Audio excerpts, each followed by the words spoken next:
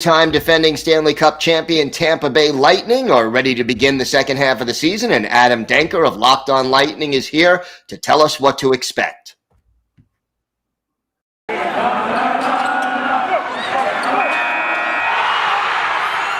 are Locked On NHL, your daily podcast on the National Hockey League. Part of the Locked On Podcast Network, your team every day.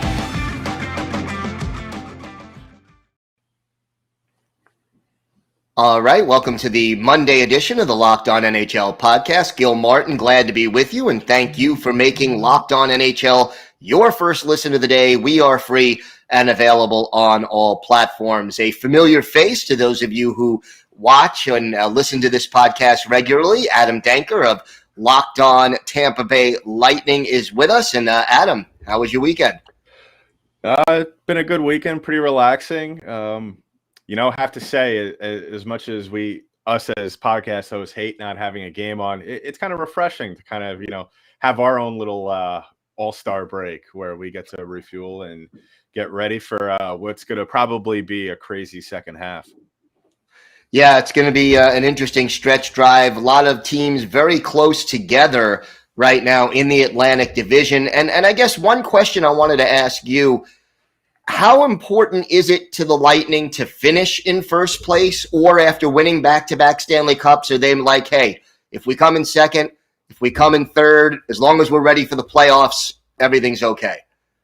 Yeah, and I think it's really on a scale of 1 to 10. If I had to rate the importance of winning the division, I would say probably it's a 3. I think that really the mantra all season long, even going into the season, was, and you heard it in every single offseason interview from almost every player on this team, was that let's just get in. And I think that's the right approach given what this frequency of the schedule has been over the last couple of years. And really, it's scary to think about where this team is just looking to get in, and they're on the cusp of not only taking the division crown possibly away from the Florida Panthers, but also winning the President's Trophy. So one would probably have to wonder what this team looks like with pedal to the metal on the ice. I think that really at the end of the season, if there's a week or so left and they're about 3 or 4 points out of it, I think they'll go for it. But I think it's not going to be the end of the world if they don't finish at the top of the division. Winners of 3 of their last 4 before the All-Star break. What has been going right for this team lately? I mean, it's been a very solid season, to say the least. 30, 10, and 6, not bad in 46 games. What has been the biggest strength for the Lightning this year? Their continuity and chemistry. For as many times as we've seen Coach John Cooper change all his lines due to injury and COVID concerns, it's pretty interesting to see how this team is able to just step onto the ice on any given night with the different amount of players that they have on any given night. And really that goes back to them having a great deep farm system up in Syracuse and be allowed to have a lot of these younger players be on their Stanley Cup teams in the last couple of years. Ross Colton last year, we all know him scoring the game-winning goal in Game 5 to clinch it for the Lightning. Matthew Joseph, who, he's one of the younger players on this team, but has been in the NHL for a while, so you have that experience as well. And you have the luxury of a lot of these players, like I said, being in the system for a very long time. So there's a lot of familiarity among this team, and I think that's their greatest strength, is just rolling with the punches, and whenever a player goes down, next guy steps up and does their job. And what is your biggest concern? I mean, back-to-back Stanley Cups, obviously a lot to build on here. They've been there and done that, but what concerns you the most heading into the second half of the season?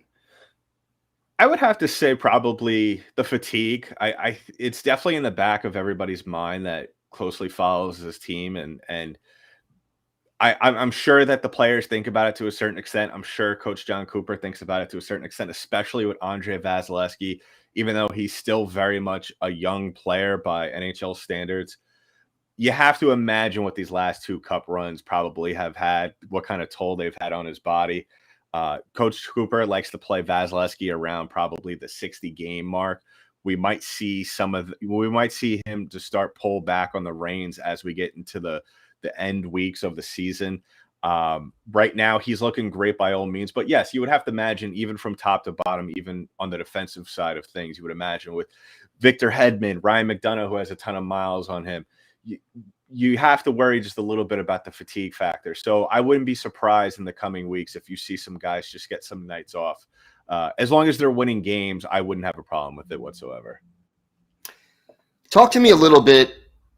You've got such balanced scoring on this team, 7 players in double digits of goals. But talk to me about Corey Perry, a veteran who, on a team like this doesn't make a lot of headlines, but still 12 goals in 46 games so far this season. Yeah, I said it in the offseason, and I even said it to his face when I had him on the show. Probably one of the most underrated signings this past offseason that we've seen. I said to him that off camera after we were done talking, man, I really think you're going to score 30 this year. And he laughed as if that was something that was out of the realm of possibility. But just having that experience is what he's had. 2 Olympic gold medals with Team Canada, a Stanley Cup in Anaheim, Rocket Richard winner at one point in his career. The guy's got a ton of experience under his belt. He still has an immense amount of talent. He's still very much, I think he's not even close to the back end of his career. I still think we have a couple more years of very productive Corey Perry.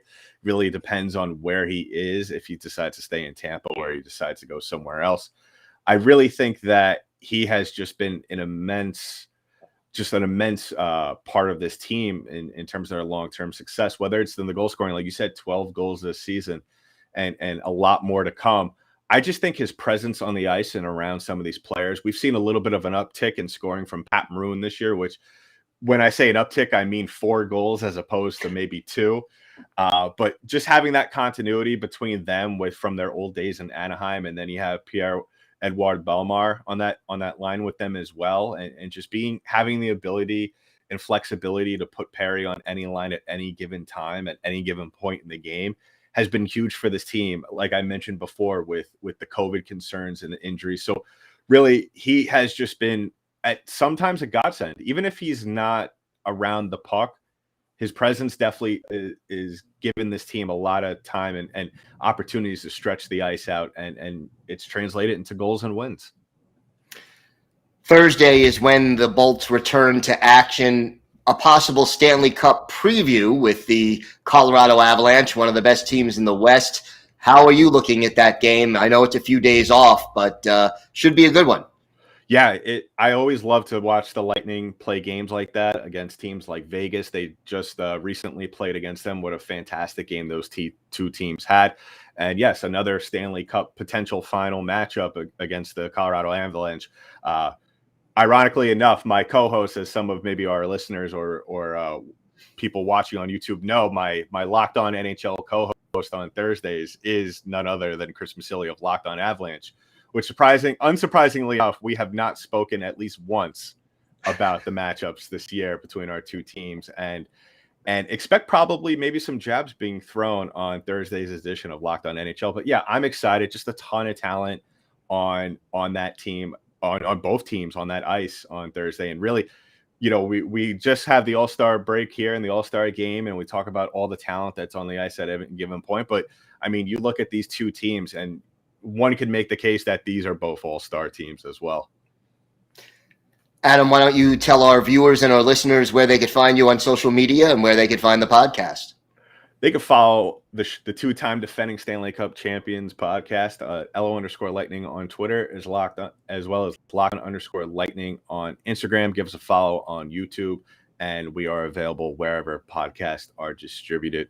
So go ahead and follow that, as well as give me a personal follow on Twitter at DenkyDank, DENKYD8NK. Love hearing from all of you, and I'm looking forward to the second half of the season. Unfortunately, as it stands right now, barring some magical run by our Islanders, it looks like we're not going to be able to meet you guys in the Eastern Conference Finals for the 3rd straight year. But hopefully, maybe next year we could pick up the tradition where we left off.